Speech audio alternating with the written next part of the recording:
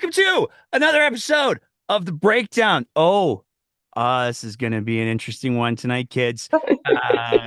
We're gonna have us a little bit of a conversation tonight. That is not about, at least fundamentally, I'm sure we'll get there at some point, but it's not about Danielle Smith being a lying liar who lies. It's not about the NDP leadership race because there's other things that happen in Alberta politics. It's hard to believe what with the dumpster fire and the jet engine level of noise that comes out of the dumpster fire. But today we're going to be talking with, brace yourselves.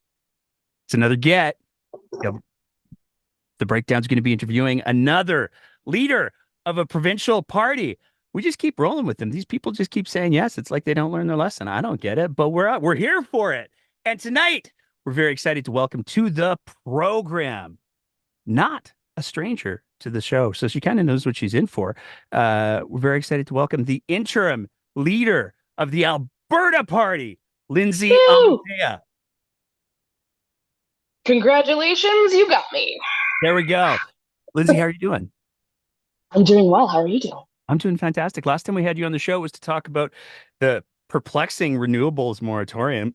And I do want to get your thoughts on that because the recent revelations out of the Tyee that was like, oh yeah, no, she was just totally lying. She just was lying. I'd love to get your thoughts on that. But bigger news, maybe, I don't know. Maybe. You got a new gig. I got an additional gig. Well, it's new though. You It's new. have It's you new. been leader of the Alberta Party before? I have not. I have not. But New. this is the first time. But no, it is my. I'm happy to announce that the Alberta Party once again has a leader. If not in the interim until we find someone smarter and better looking than me. I fill the chair for now. What was longer? The I thought I was going to be able to get that out without cracking up. But what was Nope. longer, the renewables moratorium or the Alberta Party's moratorium on having a leader?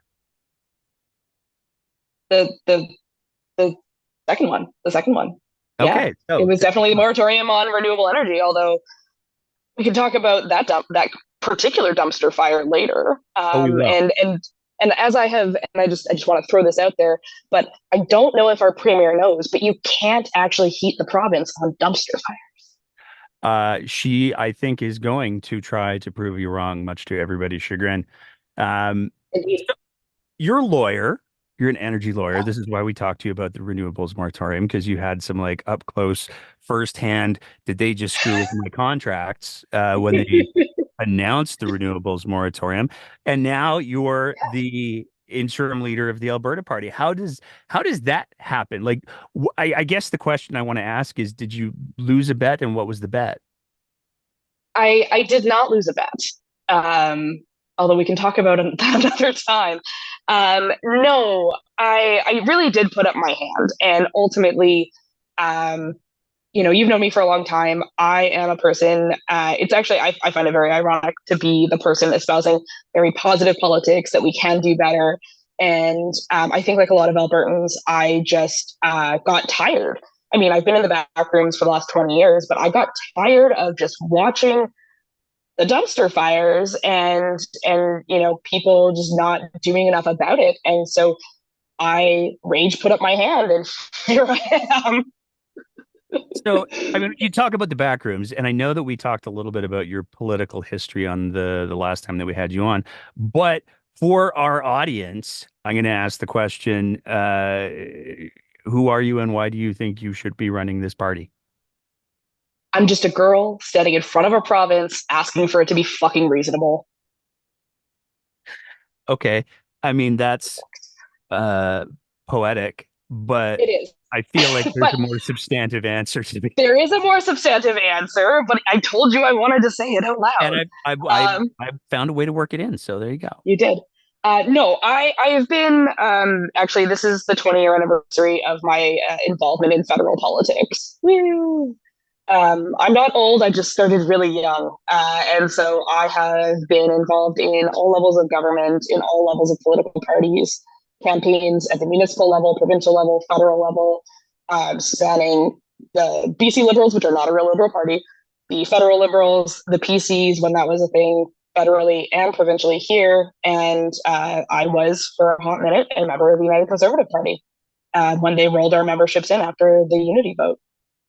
So did you buy So a UCP membership, or were you just I like grandfathered in? no, we were grandfathered in. So a little bit of background: anyone who was a member of any of the two legacy parties was automatically became a member of the United Conservative Party. And in truth, I did participate. I sat on a constituency association here in Calgary Buffalo, and I tried to make the best of something that ultimately I had not voted for. And so, but you don't get to just take your ball and go home until you do.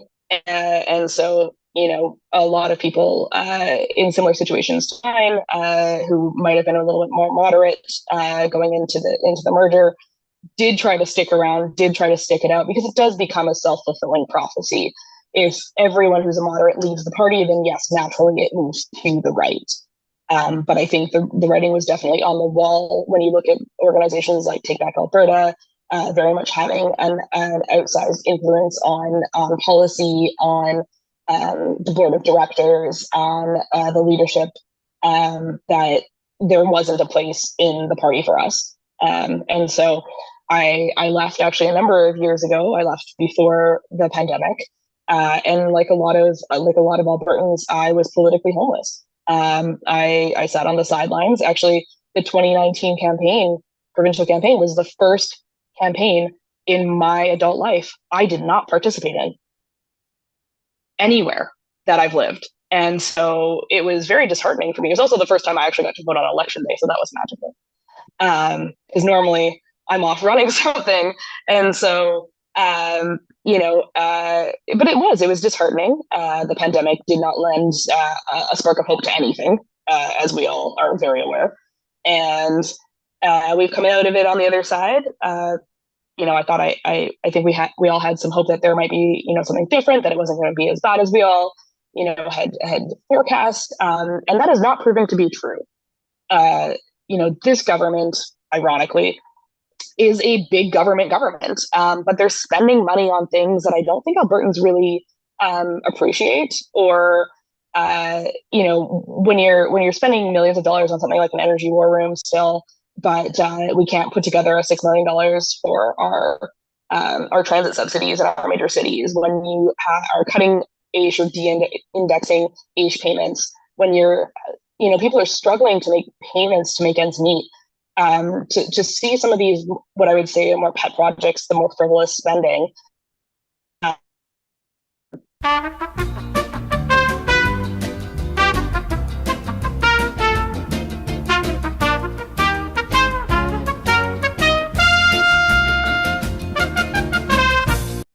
And after a minor technical glitch where we lost Lindsay shortly after pet projects, she's back. So go from pet projects.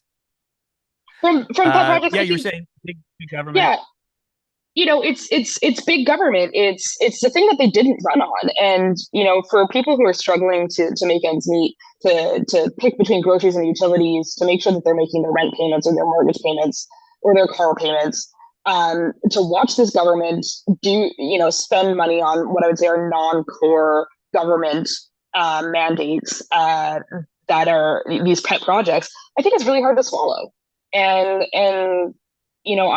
it's certainly not what I think voters in this province elected. This is, I don't think, the government they elected. I think they elected a government that they thought was small c conservative, which this government clearly is not.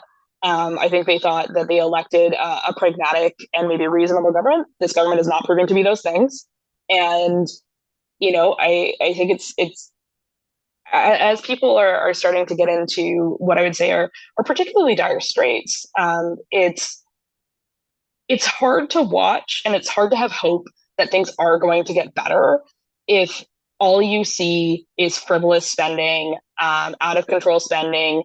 The UCP has increased the budget 20% over the last 2 years. I mean, that's more than the NDP did in their entire term. And so I can't imagine that anyone thought this is what we were in for when they elected Danielle Smith. And so to that end, uh, the Alberta Party is back, just like the Backstreet Boys, and um, we are. Thank you for laughing at my joke. No, that was great. And no, but like we are trying to bring together people who do have a more hopeful view, a more pragmatic, reasonable, efficient government view of how we can do some of these projects, because it's not just about government spending, it's about making sure we're efficiently doing things and giving credit where credit is due, but also being um, holding the government to account. And I think you sort of mentioned the NDP leadership at the top of the segment. The NDP has been very internally focused on their leadership race, and so if they're not going to hold the government to account, we will. Now, boy, there's a lot to unpack there. I'm going to try to Oh, I unpack know, some of it. I know, so many things.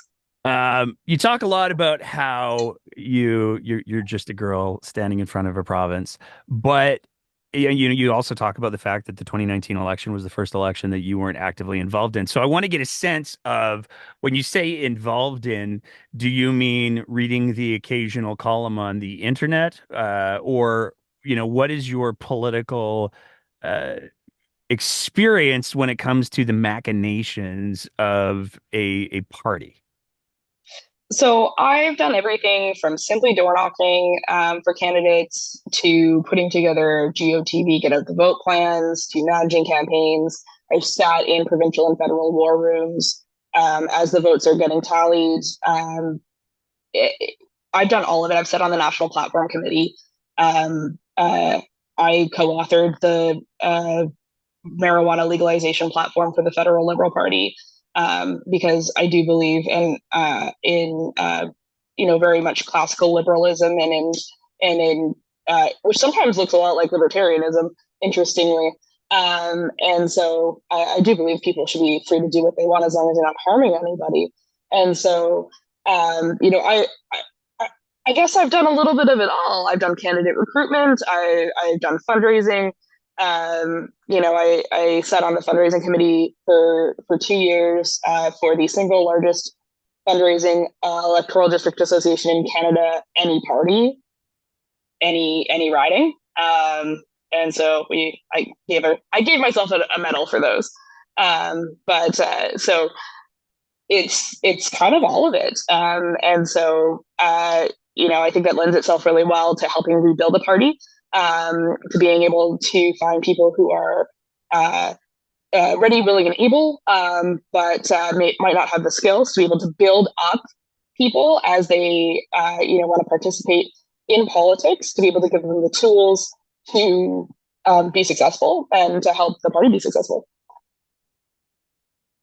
All right. The only other thing I wanted to challenge you on from the big chunk that you did at the front end there was, do you really believe that anybody thought that with Danielle Smith they were getting a pragmatic government? Like, I think people believed a lot of things, but I don't think anybody was looking at Smith going, ah, she's even keeled.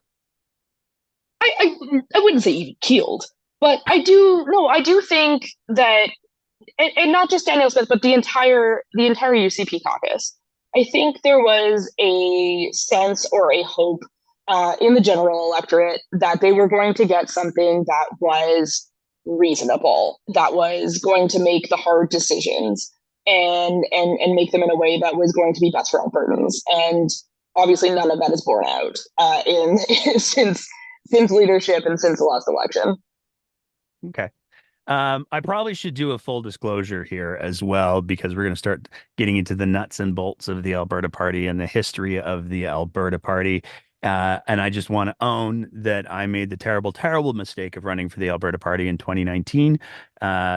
So I'm sorry. I'm not a member of any political parties. I'm certainly not a member of the Alberta Party because they they kicked me out. But that's a whole other story. Um, Okay, I'll welcome you back with open arms. well, so like it'd be a party of what, 12 then? 13. Leave it Okay. alone. That's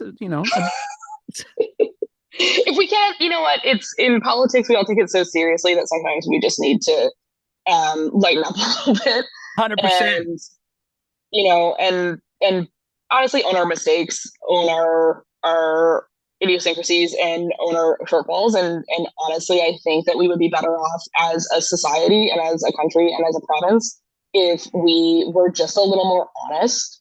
I think that actually, total aside, I think that's Justin Trudeau's biggest failing is that no matter what happens, he tries to spin it rather than simply admitting that someone screwed up and just owning the L. And so I think that if we could be more honest with people, I mean, the flip side of that, of course, is as voters, we have to reward that kind of behavior. But back to our regularly scheduled program. There we go. I mean, you teed me up quite well for the next little note that I had written down here. You have an extensive history background with the federal Liberal Party. You listed off policy that you've written there, and you just turned around and you slapped the JT. So, what is, this is the perennial question when people are discussing the Alberta Party is, what is the Alberta Party? And I'm curious how somebody who has such a diversity of political background, how I'll phrase the question this way. Where do you see the Alberta Party being right now? Where do you see it being in 2 years? So I think part of the reason that I'm a good interim leader is I do have that diverse background of being in a variety of different political parties, provincially, federally, and having worked on municipal campaigns, honestly, all the way across the spectrum from, Evan Woolley in Ward 8 to Bill Smith for mayor in Calgary's Bill Smith, not Edmonton's Bill Smith. Always have to, we have a diversity of candidates in this province.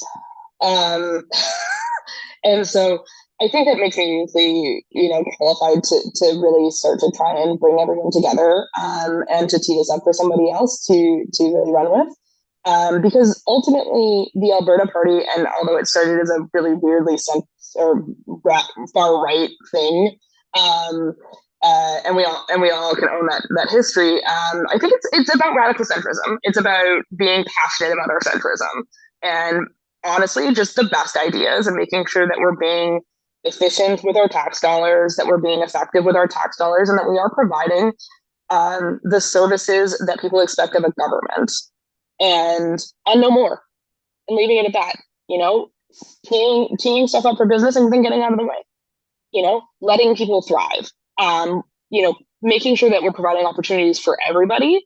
That we're providing, equity in opportunity, but allowing people to go and get those opportunities. No person should be left behind, but it doesn't mean that we're going to carry you over the finish line either. Which is a whole bunch of euphemisms for centrist policy. It's I always find it really interesting. For instance, that conservatives don't back housing first as a solution to homelessness because it's actually cheaper. It is statistically cheaper to just build houses and put people in them than it is to have the entire system of shelters and social workers and police and all of those things going on. So I always find it very ironic that that's not a conservative policy. And so again, it's just stripping away the ideological basis for a lot of this and just looking at what is the best thing for the outcome we need. And making sure, like I said, we're as efficient with those dollars as possible. Looking at things like, and more long-term planning as well. So the best, most efficient dollar that you can spend as a government is in early childhood education, early childhood food security, and early childhood just support. It doesn't result in immediate outcomes generally, but it does result in lower theft rates. It does result in lower crime rates. It results in less people turning to addiction as a source of comfort. It reduces deaths of despair. I'm throwing out a lot of buzzwords. I realize this. Google them. Go down the rabbit holes because I think people would be interested in some of what these things really mean that we're not going to be able to get into here. But being able to really provide those opportunities, provide that long-term planning that's more than just one election to an election more than just a soundbite. We do need to start having really nuanced conversations in this province about where we're going and how we get there. Because I think we very much lost sight of, the Alberta advantage and what that really means. And it used to mean, it should mean again, being able to afford a house, if that or shelter in some capacity, being able to be comfortable in your life, being able to have security and and contribute and feel good about your contribution to society. And so, and more importantly, we've in a lot of ways lost our sense of community. And so those are the things that I think we need to be bringing back as a government and leading by example. And so I don't even remember what the question is now, but those are the kinds of things that I think are really, really important. And that is, in my mind, what the Alberta Party can bring to the table. Stripped of, ideological bias, or bringing it all together and pitting it against each other and seeing what the outcome is. It can be just as multi-partisan as nonpartisan. Well, there's a couple things I want to unpack there. I mean, you talked about the idea of radical centrism, and I think that there's a couple of I have questions about that terminology. I mean, first of all, centrism as a political ideology has, to my view, two major problems. The first one is that there are a good number of people who are, in fact, radical who have decided to try to seem less radical by saying, "Oh no, I'm not a racist. I'm centrist," which is, What? oh That, yeah, that seems like a weird dichotomy. All right, you should spend more time on the Twitter machine. Because clearly. there's a lot of the TBA folks are describing themselves as centrist. And so that's one interpretation of centrist potentially. There's the other, interpretation when you say radical centrism, the immediate thought that came to my head was, so it's going to be the best vanilla ever. I mean, sort of. So let's stop. I'm not going to let you say the other thing yet. We'll come back to your second thing. So the term radical centrist was coined by both Peter Lougheed and not Justin Trudeau, the other Trudeau, Trudeau Senior. And so it was very much in that era of politics that you see the terms radical centrism come up. And to that extent, so first off, I'm gonna punch back at the humans calling themselves centrists, because just calling yourself a centrist does not make it so. Just like calling yourself a conservative does not make it so.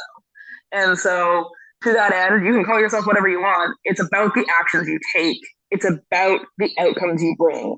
It's not about what you call yourself, and it never has been. The BC Liberals call themselves liberals. Do you think that was a liberal party? I mean, I don't, I think like the branding of the political parties in BC is just kind of like, what's left? I guess we'll take that one. We're not going to change any of our beliefs because the liberals seem to be very conservative and the conservatives seem to be something else. And now there's We this we can BC have BC United. United, everyone's favorite football team. I'm sorry, Andrew. I'm sorry. I'll never stop making fun of this.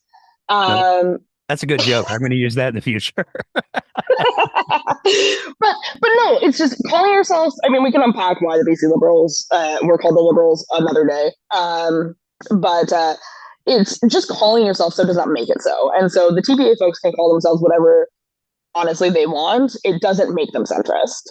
Centrism, in my mind, is pulling from both the left and the right and the best parts of both, and kind of just like leaving the parts that don't work or aren't good. And is it hard to define? Yes. Is it middle of the road? Yes. Is it the best kind of vanilla? Yes.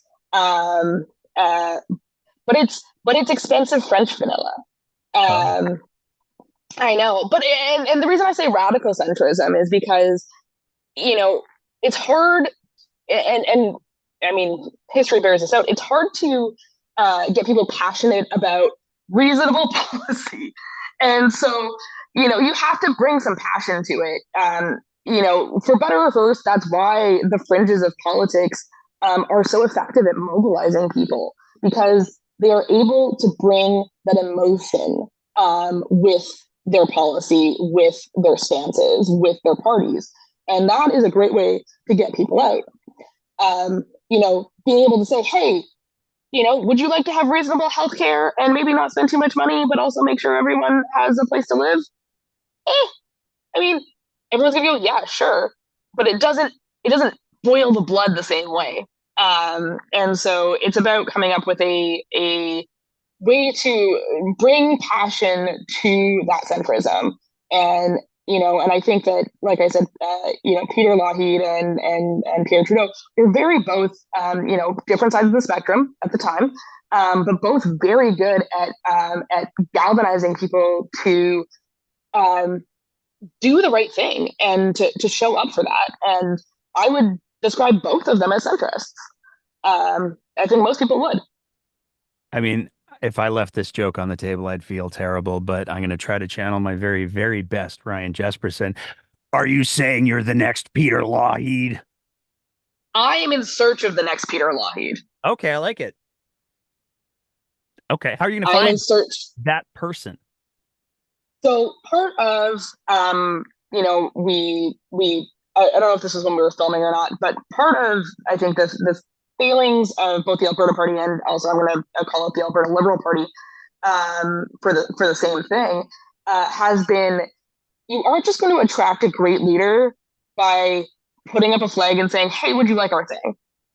You need to do the work, and so and be attractive back as a party, as an opportunity, as something to build on. That's already it's got its own momentum. Would you like to come and be, the leader of this great thing that's already happening? And so to that end, we are, going to start.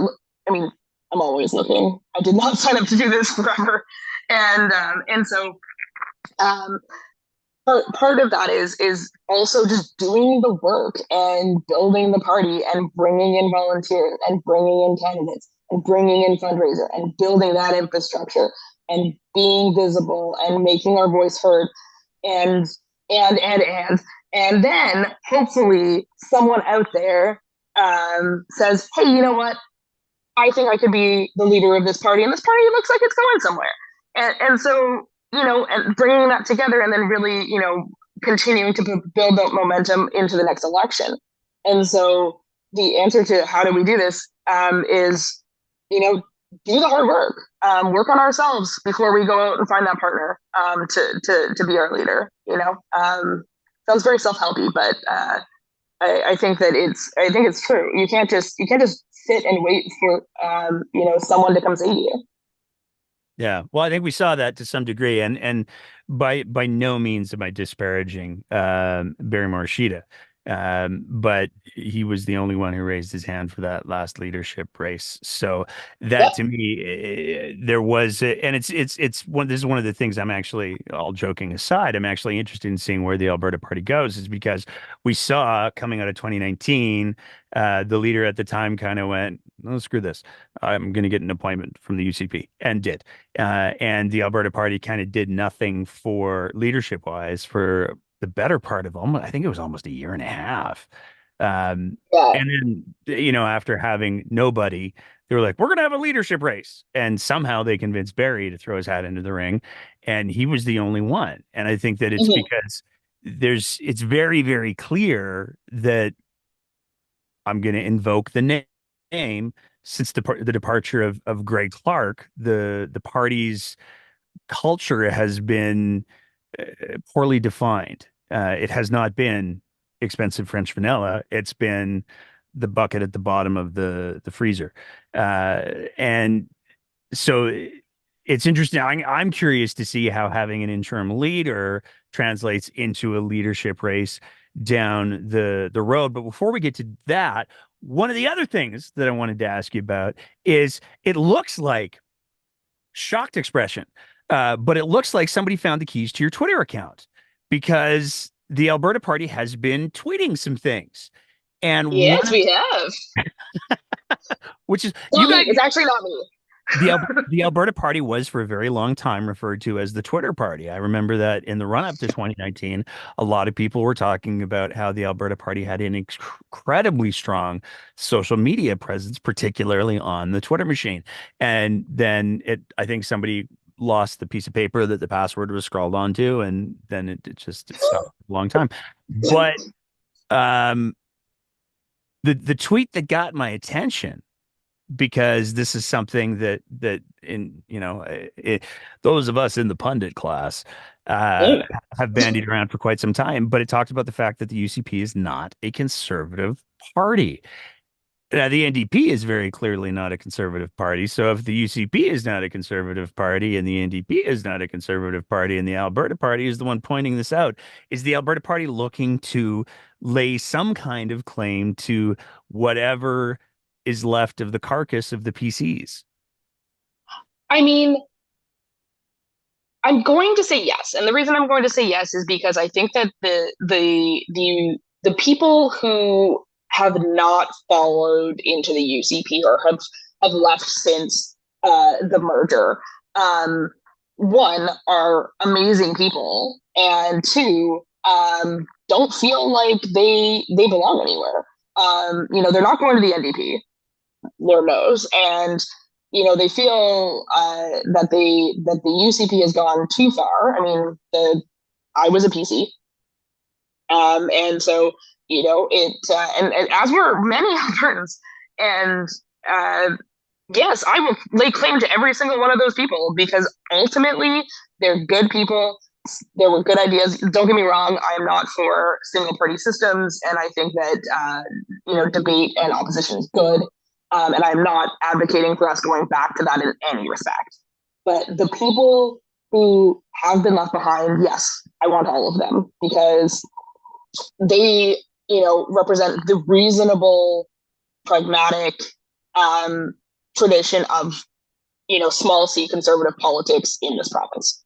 And I also want the people on the left who don't feel like who feel like the NDP has gone too far to the left, and who we're going to see. It's going to be super interesting to see the outcome of this leadership because I think that there is, for people watching closely, there's a huge split happening in the NDP with respect to, whether or not they should be affiliated with the National Party. It makes it a little hard to run in Alberta when you have people like Charlie Angus, bless his soul, standing up and saying, you can't, you'll be guilty of an offense if you are promoting oil and gas companies. Well, that offends every Albertan, right? And so, but they're tied to that. They're the same party. And so, for better or for worse, right now, we get to paint them with that same brush. And, notwithstanding Charlie's not running again, for reasons, I think that it does make a lot of people very uncomfortable, particularly federal liberals who have ended up in the NDP for a lack of a home. And, a lot of those people have shown up on the Nenshi campaign.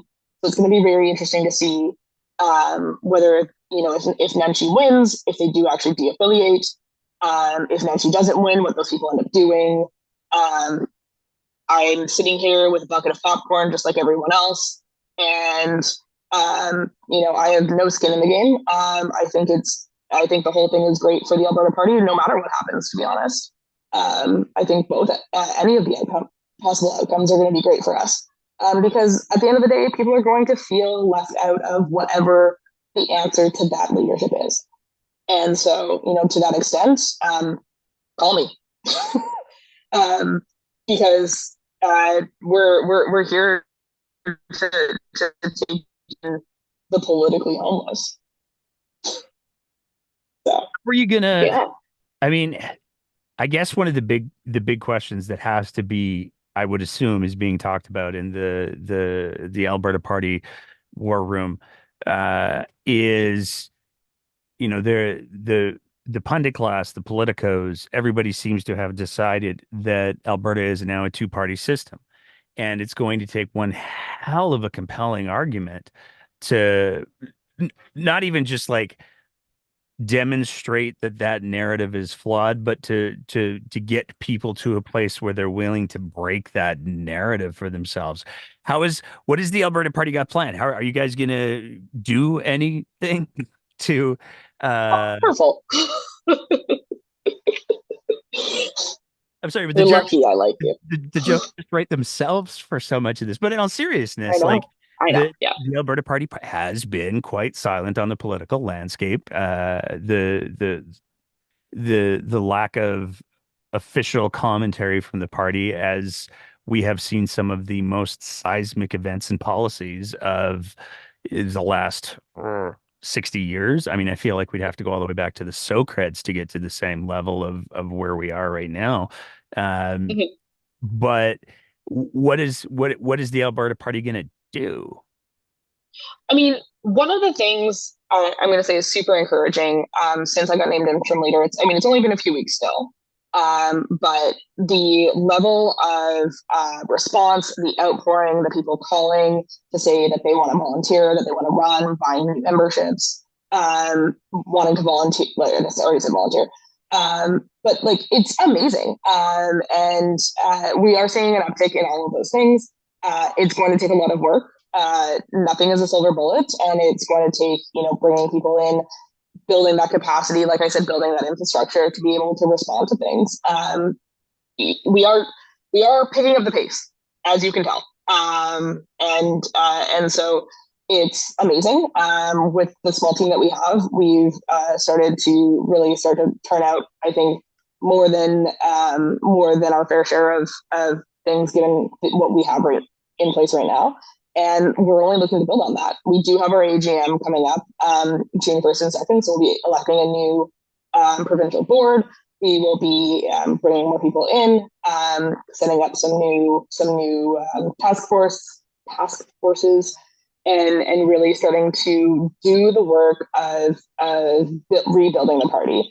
And part of that, which will be my number one, no matter how long I am leader or on the board or doing anything, is bringing in more Albertans and listening to them.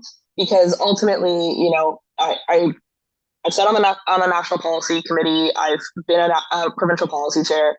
And one of the things that always irks me about politics, and this is a pundit thing, is um, policy and political parties is often written by three white dudes in a back room. And then it gets through the whole process, and people just kind of accept it and move on. And under my watch, we are going to be including all Albertans to the extent that they want to participate, and that means reaching out to subject matter experts, reaching out to those people who are affected by certain policies or areas, making sure that we're hearing the voices of the people actually on the ground, doing the work, living those experiences, to make sure that when we are putting in policy or when we are developing policy to put forward to ultimately form a platform, that it's informed by real people, and it's informed by people who know what they're talking about, whether that's again from a lived experience, whether it's because they are subject matter experts, whether they are running a nonprofit or a business in that sector. Actually hearing from people, I think, is incredibly important, and I don't think that that's what has happened. I'm going to call everyone out. That doesn't happen in any party. And I think that that's where Albertans are going to see a difference in, our approach. It's, open the party up, make sure that we're here for everybody, for better or for worse, and ultimately make sure that that's the kind of thing that we're bringing to the legislature when we elect our next MLAs. And, you don't have to be the biggest party to have a lot of sway. I mean, just look at the Greens in BC. I grew up in BC, so I follow the politics closely. And so, they elected three MLAs, but they held the balance of power. I think they should have bad in dealing with that. But that's what happens when you have an environmental professor as your party leader. So. Well, and I would also make the argument that you take a look at Greg Clark's tenure in the legislature as the only elected Alberta Party MLA. And he was able to foster significant collaboration. He was on more, at least 1 year, I want to say, but it might have been more. He was elected like the MLA of the legislature. Yeah, the legislator of the year a number of years that he Yeah. was in the ledge, and I think ultimately he had and shows that you can have an outsized impact on policy and on decision making, no matter how large your caucus is. And so, to that extent, Greg's definitely a hero of mine, and a good friend, and we look to emulate that kind of outsized impact. Yeah, I actually think that Greg might be the only politician that we've never made jokes about on the show, nor would we, because he's just like so nice. Like, what do you say? Like, guys, he's so nice. Damn it. He's There's more to definitely go. French vanilla. There you go. There you Um, go. I made a joke. there you go. Where's your AGM at? Where is it? Is it Hmm? online? Are you doing your AGM online? Is it going to be a It's Zoom it's meeting? hybrid. It's Hybrid. hybrid. It's a hybrid, so it's in person online. It'll be here in Calgary. You can check out the Alberta. You can check out albertaparty.ca for more details and to sign up. Um, Is there a policy what? convention to go with it? Do you have anybody writing policy? No. So this is strictly a rebuild, revamp, like recharge. And in fact, this is going to be the beginning of our policy process. And so the idea would be that this will be the kickoff to 12 to 18 months worth of policy processes that'll culminate in our next annual general meeting. So I want to talk about that for a sec because one of the new things that has been introduced to Alberta politics, arguably the body politic nationally as well, is if you get enough engaged people to show up, then you can completely derail the direction of a thing. Cough, take back Alberta, cough. So I'm curious, does the Alberta Party have any safeguards? Do you have any desire to have any safeguards? I mean, like if David Parker showed up with 300 of his closest friends and they all bought memberships, I mean, all joking aside, I don't know that you're going to get 150 Alberta Party hardcore showing up at your AGM. How do you navigate that? So it starts with, and in fact, the interesting thing is actually every single party has the same safeguard in place. And what it is when you sign up to get a membership, you certify that you are not a member of another party. All right.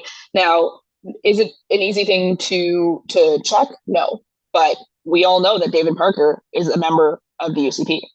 And so, to the extent that you are able to actually like participate in that or to double check those kinds of things, it is possible.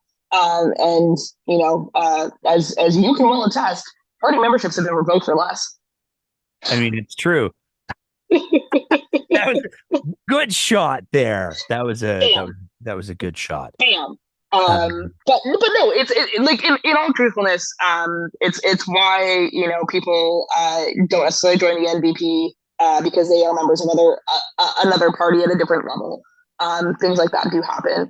And ultimately, you can revoke a membership over that. And so, if someone is very clearly, a member of another party is, saying that they're going to meetings or doing things like that, you can revoke those memberships and return their $10 and tell them to be on their way. And okay. so, yeah, there are to that extreme extent, yes, of course, there are ways to deal with that. It would have to be pretty Do extreme though. Yeah. Do I think it's going to happen? No. If 150 people wanted to show up and tell me what they thought, great, call me. I'll help you do it. It. I don't think that there's. It's hard enough to get people to join a political party in the first place, or participate in politics, or donate, or honestly vote. This is always, one of the things I say when people are like, "Oh, people they're gonna vote twice." Like, I can't get them to vote once. I don't vote twice, Yeah. right? I just You can't know, help but think but that somewhere in a darkened corner of a Tim Hortons somewhere. There's a bunch of there's three guys sitting around going like, "Damn it, they took away our separatist party," um, and now they're centrist. Uh, Yeah, but so they have WIPA. do they still? I mean, I don't know. I I just haven't like checked saying in. it. I haven't checked in on those folks in a while. Um, Me neither. But I just like saying the party name. it is a very 80s sort of feel to it. Yeah, Little, it little, feels like we should have hair out to here and I was just and gonna go brown with like guitars. the red traffic cone hats. You go Oh for it. yeah, yeah. No, fair enough. But Yeah. yeah, I think it's hard enough to get people to participate, let alone to sabotage something else. Like, also, we're what, the third party ish? I mean, Just let me have it, okay? Um, so I mean, they don't care. you're in third place. They don't care. That's fair. They're second runner up at this moment. I mean, soon to be first runner up, hopefully. But it's you know, I don't. I have a better view of human nature, I think, than that, and I'm going to keep having that view, and nothing's going to take me about it. Cool. So, if people want to show up and have a conversation, I'm here for it. You gonna run? If I have learned anything in the 4 weeks that I have been intro leader, it is that I am very uncomfortable on this side of the camera. Well, no, I mean, like, is presumably, I'm gonna speculate that the in the next provincial election, the Alberta Party will want to run two or three MLAs. Are you going to be one of those names? I, God willing, I will find 87 people better than me. That's a hell of a line. That is right there. That's pretty good. That's the lawyer coming out. Um, what should people be looking for from the Alberta Party? Anything else? I want to talk about the renewables piece because that's where our last I conversation know you was. do. So I'm I know like, you oh, do. I want to get there. But I also don't want to. I mean, the jokes are just they're writing I themselves. know, I I'm know, I trying know. hard not It's to.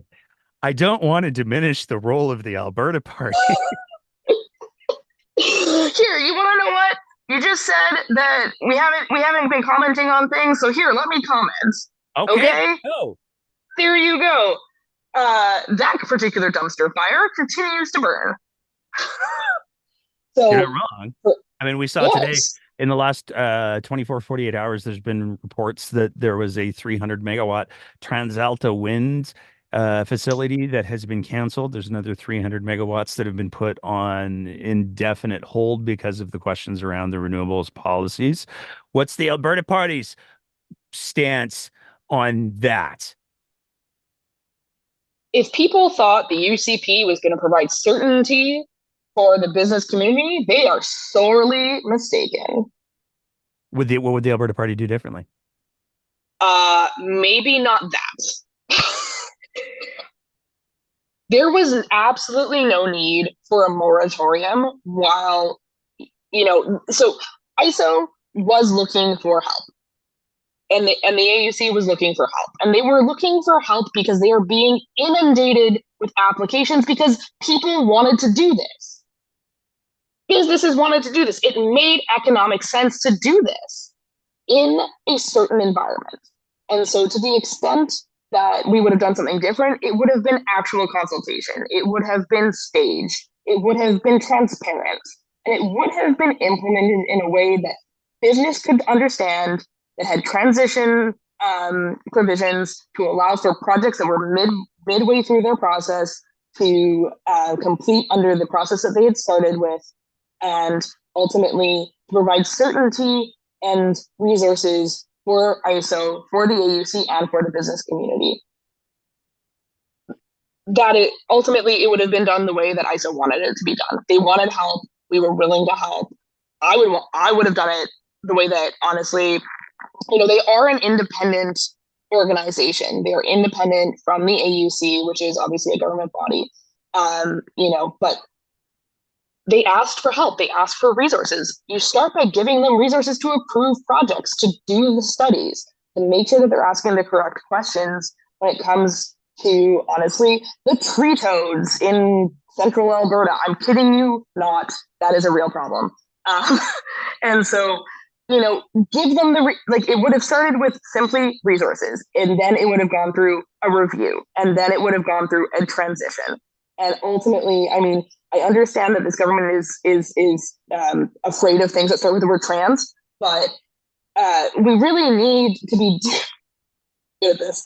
You really need to be doing things in a staged approach because ultimately, and this was the biggest, driver for people voting against the NDP in the last two elections, is they said the NDP didn't provide certainty or stability for the business community. Well, neither does this government.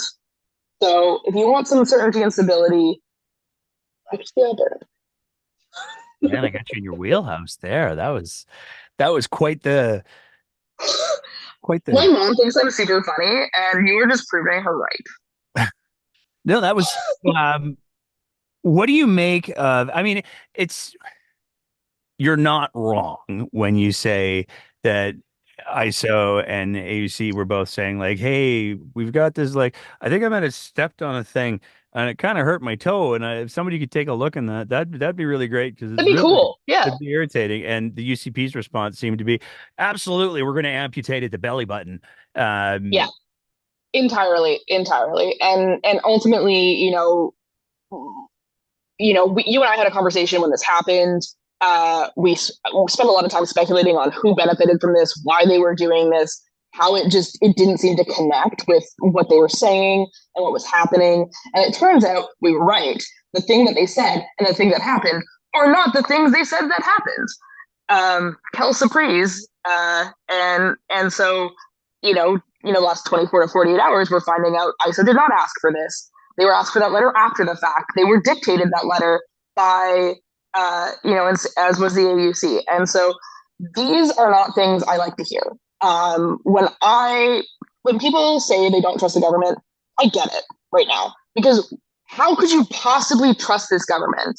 Um, I will once again throw Justin Trudeau under the bus in the same breath because he's also very guilty of this. And it seems like Danielle Smith is learning everything she knows about politics from Justin Trudeau, ironically. And so,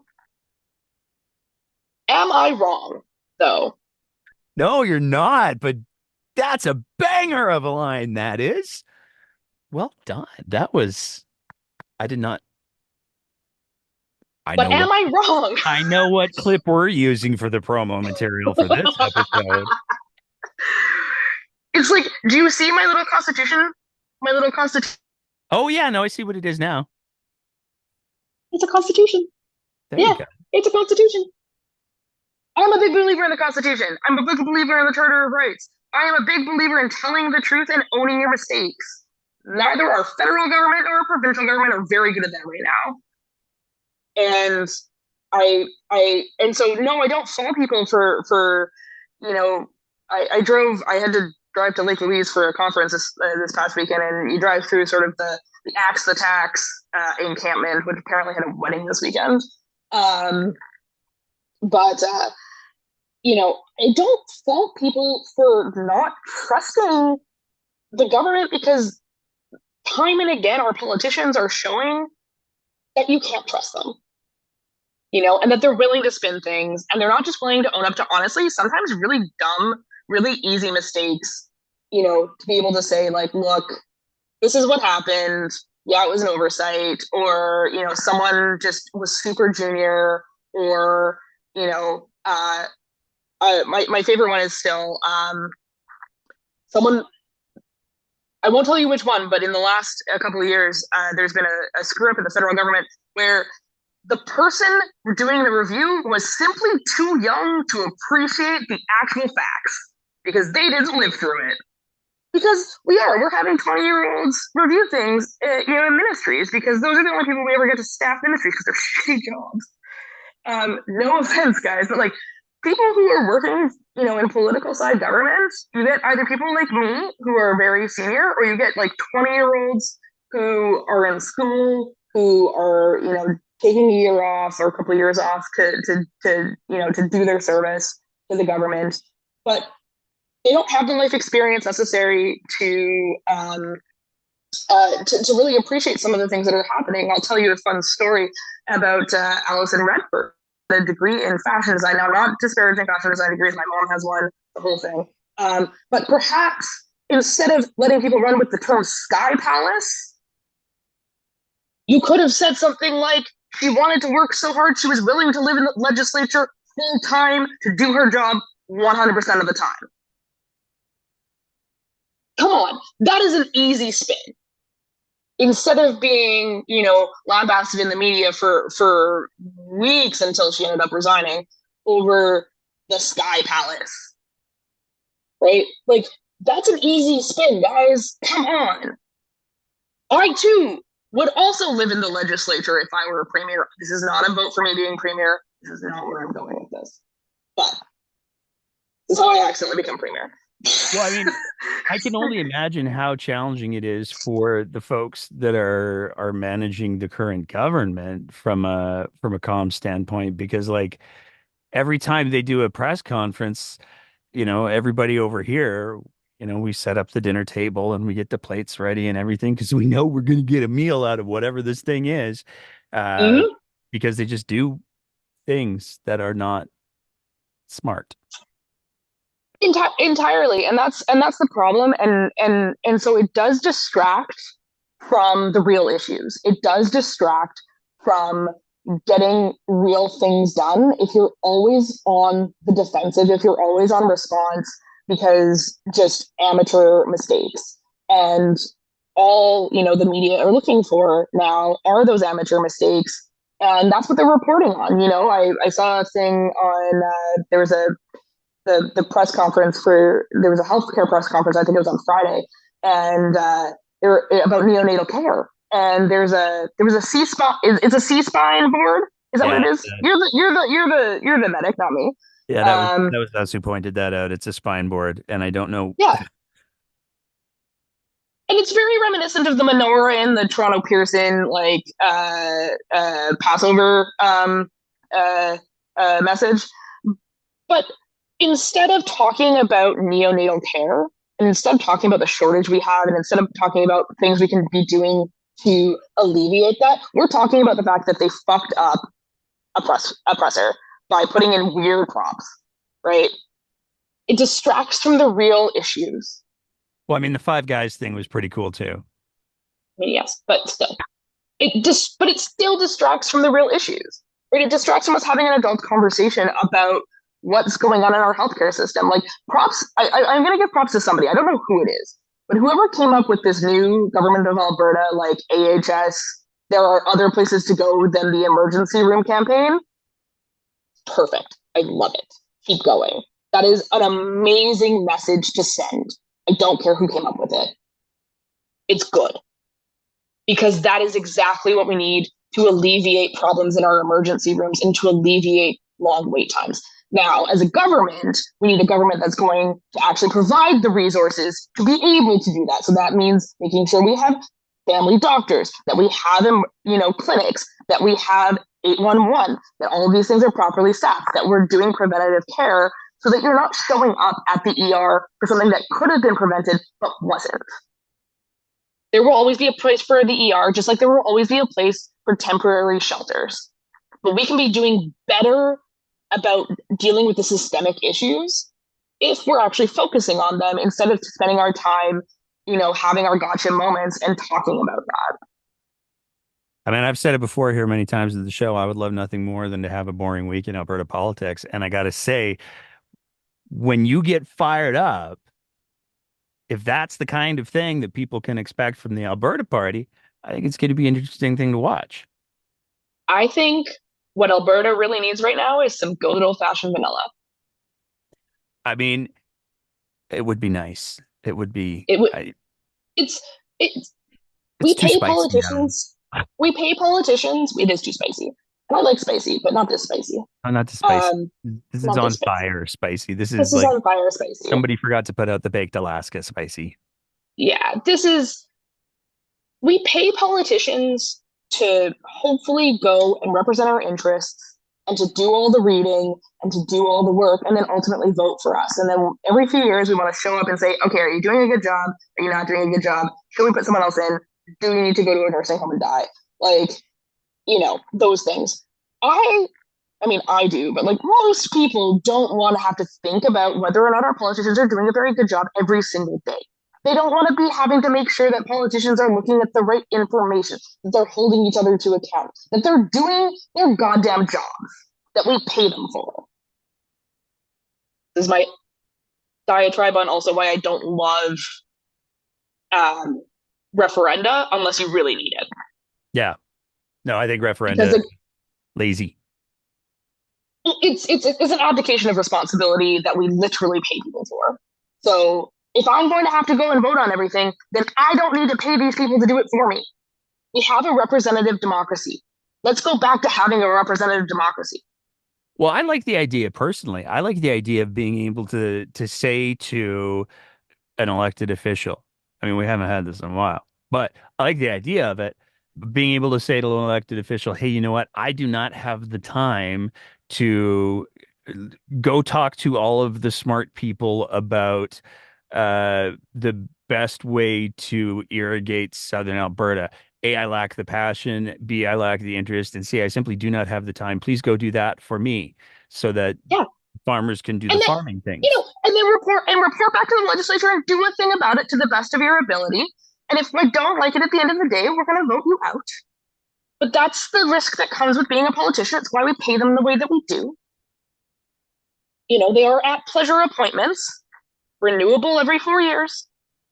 And for all of you employment law nerds, and that's what I want. I want people to like people need a break, man.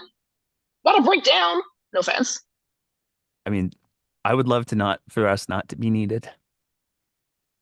I think there's always going to be a place though for these kinds of conversations for people who are interested, who want to participate, hear from I'm not going to call myself a subject matter expert, but other actual subject matter experts, and be able to say, okay, great, I know a little bit more about irrigation in southern Alberta. I feel confident that you know enough to go do a thing, and I'm going to go back to not caring because we pay politicians to care about this stuff. We pay them to go do the work, to learn the things, and then ultimately try and pick the best outcome. And if we can't trust that that's what's happening, then why are we doing this at all? Well, I think we know that that's not happening right now. Cough, renewables moratorium, cough. Actually coughing. Lindsay, anything else you want people to hear about the Alberta Party? Anything else you want people to know about the Alberta Party or anything else?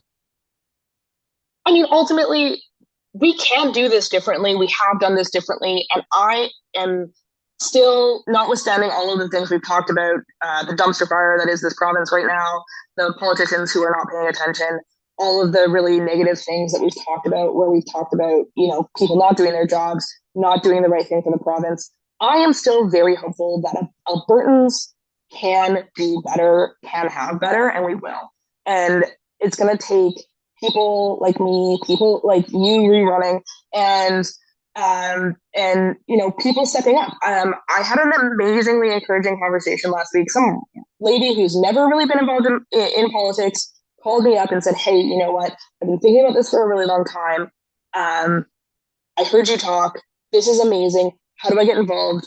I'm actually really interested in running because I like the positive message." And Obama ran it, and on hope and change. And Trudeau in the first campaign in 2015 ran on sunny ways because people do respond to that. And I think that as we get into an era of disinformation, of negativity, ultimately what I want people to know is that we can and should be supporting our communities, and that includes participating in politics, voting for people who are going to, support our whole communities and do the best that they can for our entire communities. I don't think that everyone in politics, no matter what party you're in, there are two kinds of people. There are the people who are there for power, and there are people who are there to make the world a better place. No party has a monopoly on either of those groups, and so there are people to work with across the aisle. And we need to be doing that. It's not opposition for opposition's sake. It's opposition to make the government better, to hold it to account, to make sure that our tax dollars are being used wisely so that everyone is benefiting. And so my pitch is join the Alberta Party. Give me a call. I'm easily Googleable. My contact I'm a lawyer and my contact information is out there. So drop me a line, shoot me a message. I'm here to bring people in to make this better and ultimately to make Alberta a better place to live and bring back the Alberta advantage.